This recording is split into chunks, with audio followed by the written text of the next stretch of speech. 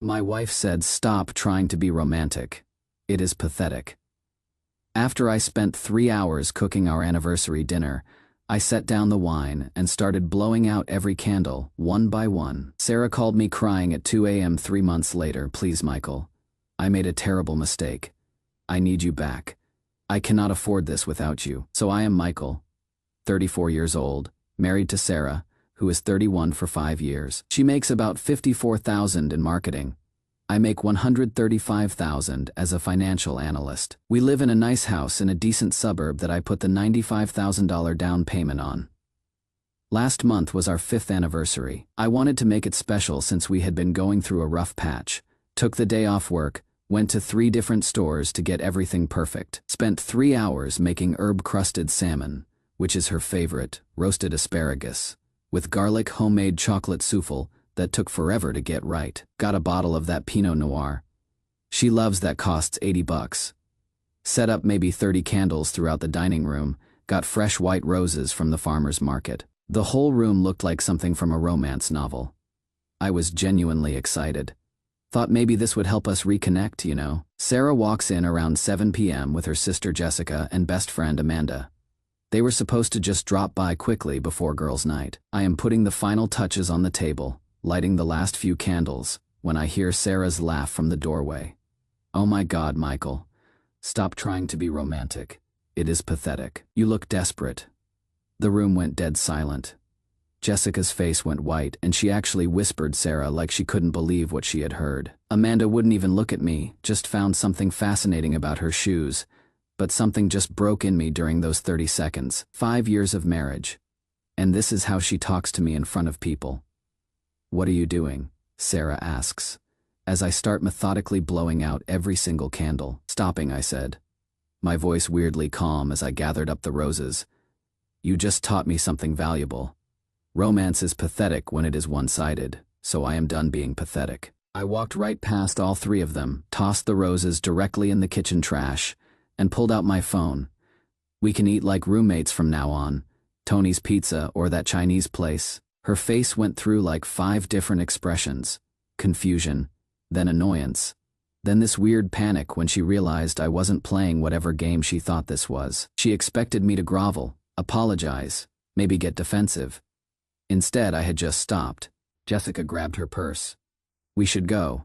Amanda was already halfway to the door. After they left, Sarah tried the damage control routine. "Baby, I had such a stressful day at work. You know how I get when I am overwhelmed. I didn't mean it like that." "How did you mean it then?"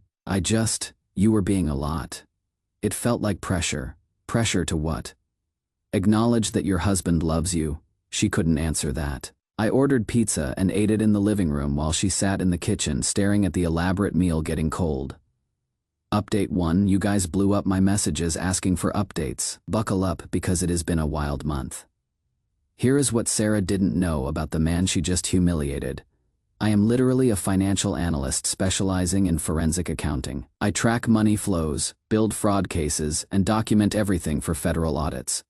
It is my job to spot patterns and build bulletproof cases with data. I have been tracking our household finances for years, not out of suspicion, but because I am literally wired to organize data. Every receipt saved, every expense categorized, every transaction logged. I have spreadsheets that would make a divorce attorney weep with joy.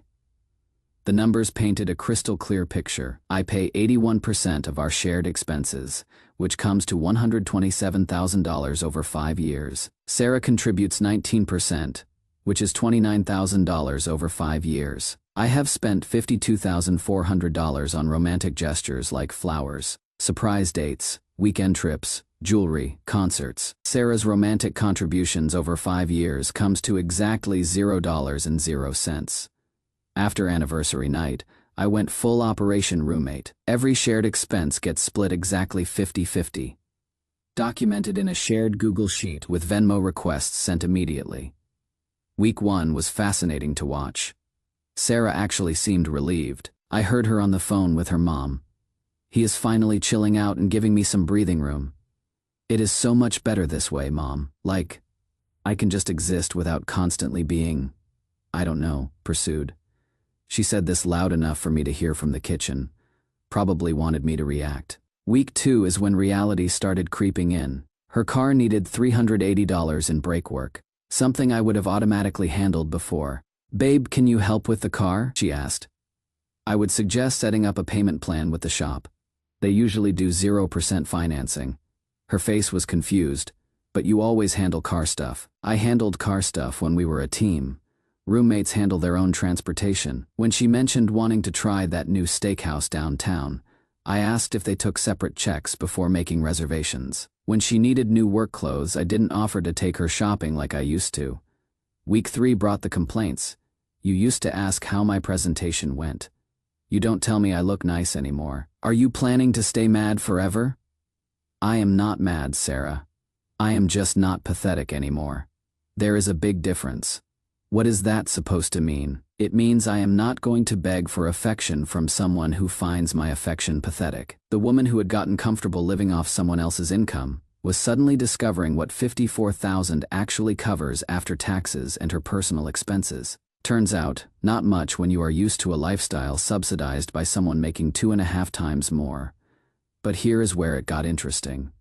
I started understanding Sarah's psychology better. Her dad walked out when she was 12, left her mom with 3 jobs and food stamps. Sarah used to tell me stories about wearing the same shoes until they fell apart, about pretending she wasn't hungry at school because there wasn't money for lunch. Maybe that is why she got so comfortable letting me handle everything financial. Maybe she was terrified of depending on someone who might leave.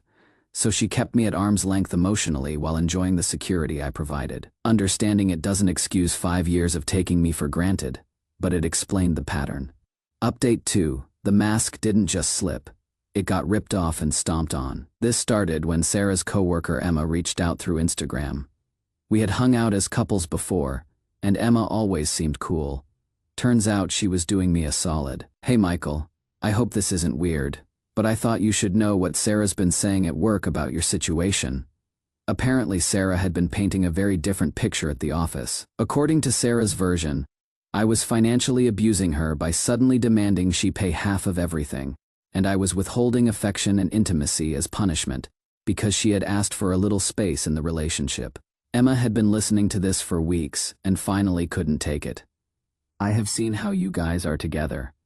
I have watched you pick up every single dinner check for years. I have seen Sarah Venmo request you for everything from coffee to groceries, and I have never once seen her plan something special for you, or even acknowledge the things you do," she continued. "Everyone at her office thinks you are some controlling psycho who is punishing his wife for speaking up." I couldn't stay quiet anymore. That is when I realized Sarah wasn't just ungrateful. She was actively rewriting our relationship history to make herself the victim of my suddenly reasonable expectations. So I did what any good forensic analyst does when presented with fraudulent claims. I built a comprehensive case.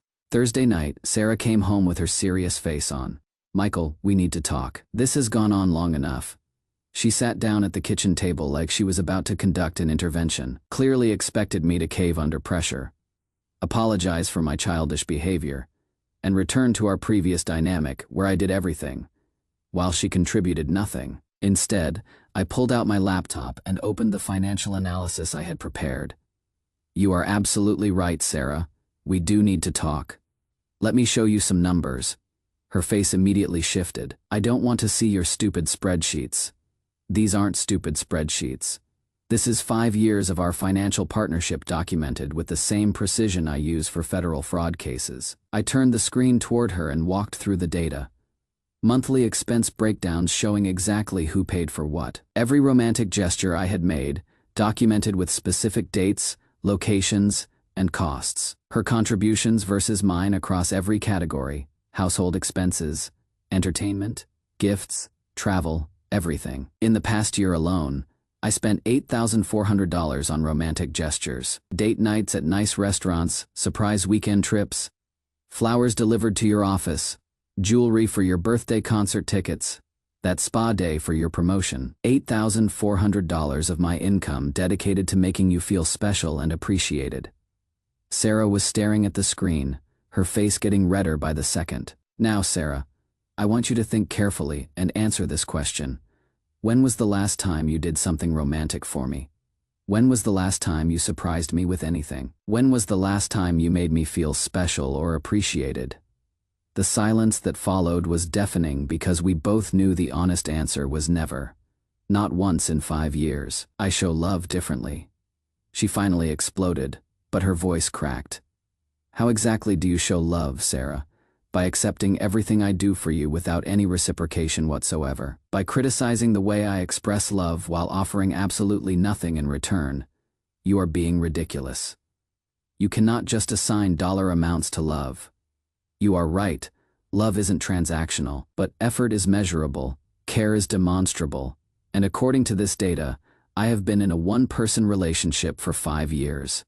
I click to the next slide. Those romantic gestures you called pathetic in front of your friends. The ones that apparently made me look desperate. I have spent more money on making you feel loved than most people spend on a car. Stop it, she said, but her voice was getting shaky. How much have you spent making me feel loved in the same time period, Sarah? She couldn't answer because the number was 0, and we both knew it. You know what is actually pathetic, I continued. Calling someone desperate for loving you while contributing absolutely nothing to the relationship except criticism. That is when she completely lost it. Fine, she screamed, standing up so fast her chair fell over. You want the truth? Sometimes your romantic bullshit made me feel suffocated. It felt desperate and needy, like you couldn't exist without constant validation from me. So you felt suffocated by being loved, I said, my voice still calm. Got it. I felt suffocated by being needed so much. It was too much pressure. Love without need is just friendship with benefits, Sarah. But I think I understand what you actually wanted. You wanted to be desired without having to desire me back. You wanted all the benefits of being loved, the financial security, the romantic gestures, the emotional support, without any of the responsibility of loving someone in return. She opened her mouth to argue, but nothing came out. You wanted a sugar daddy, not a husband. The look on her face told me I would hit the nail on the head. Final update: the ending to this saga was way more explosive than I expected. Grab some popcorn. After our big confrontation, Sarah went into full manipulation mode. First came the love bombing, elaborate dinners she cooked that I still had to Venmo her half the grocery costs for. Then sudden interest in my hobbies, asking about work projects she had ignored for years. Even tried the sexy lingerie routine one night, appearing in the bedroom doorway like she was auditioning for a movie. But I was completely done. The man who used to desperately seek her approval was gone, replaced by someone who finally understood his worth. The breaking point came last Tuesday. I got home around 6 p.m. to find Sarah in the kitchen, having what can only be described as a complete psychological breakdown. Papers everywhere, bank statements, credit card bills, rental listings, calculator with numbers scribbled on napkins. She had been trying to figure out how to afford our current lifestyle on her $54,000 salary. When she saw me walk in, she absolutely lost her mind. You have ruined everything, she screamed, throwing papers at me. Do you have any idea what you have done to me? I cannot afford my car payment. I cannot afford my gym membership. I cannot afford my student loans. I cannot afford anything. Welcome to what $54,000 actually buys you, I said calmly, dodging a flying bank statement. I hate you. I hate that you made me depend on you. I hate that you trapped me in this house. I hate that I need you. And there it was. The truth she had been hiding from herself and everyone else. She didn't love me. She loved my bank account. She didn't miss the romance. She missed the financial cushion that came with it. You could have just been honest from the beginning, Sarah. You could have said, I appreciate what you provide, instead of calling it pathetic. She crumpled to the kitchen floor, crying hysterically. For about 30 seconds, I almost felt sorry for her. This was that scared 12-year-old girl whose father abandoned her, who watched her mother struggle to keep food on the table. I understood her fear of poverty, her need for security, but then she looked up at me with pure hatred in her eyes. You think you are so much better than me, don't you? Well, you are nothing without me. You are boring and pathetic and desperate, and nobody else will ever want you. You will come crawling back within 6 months. That is when I knew our marriage was truly over. Maybe you are right, I said quietly. But I would rather be alone than with someone who thinks loving them is pathetic. She moved out 2 days later. The divorce was surprisingly swift thanks to my meticulous documentation. I kept the house, my retirement accounts, and my self-respect. She got her car, personal belongings, and a harsh crash course in financial independence. My lawyer Patricia was impressed. Most people come to me with boxes of receipts and emotional stories. You came with a forensic analysis, made my job easy. 6 months after the divorce was finalized, I got that 2 a.m. phone call, Michael. Sarah's voice was barely a whisper, thick with tears. Please. I made a terrible mistake. I need you back. I cannot afford this life without you. She was sobbing uncontrollably. My rent is $2,100 a month for a studio apartment. My credit cards are maxed out. I am eating ramen noodles for dinner. I am drowning, Michael. I am literally drowning. I am sorry you are struggling, Sarah, but that is not my problem anymore. But I love you, she wailed. I have always loved you. I was just scared. My therapist says I have abandonment issues from my dad leaving, and I pushed you away because I was terrified you had leave me anyway. No, Sarah, you loved what I provided for you. There is a significant difference. That is not true. I love you. If that were true, you never would have called loving you pathetic. You never would have humiliated me in front of your friends. You never would have spent 5 years taking everything I gave while giving nothing back. More hysterical sobbing, please. I will change. I will do better. I will be more romantic. I will pay for dates. I will. Sarah, stop. You had 5 years to figure this out. You didn't want to change when you had everything. You only want to change now that you have nothing. I was wrong. I was so wrong. Yes, you were. But being wrong doesn't entitle you to forgiveness. Being sorry doesn't erase 5 years of taking me for granted. I hung up and blocked her number. Today I am with Katie, who is 29 and works in tech and makes good money. On our first date, she grabbed the check before I could and said, I asked you out, so dinner's on me. On our third date, she brought me flowers, sunflowers, because she remembered I mentioned liking them. She tells me I look handsome and actually means it. She has never once expected me to subsidize her lifestyle or made me feel pathetic for showing affection.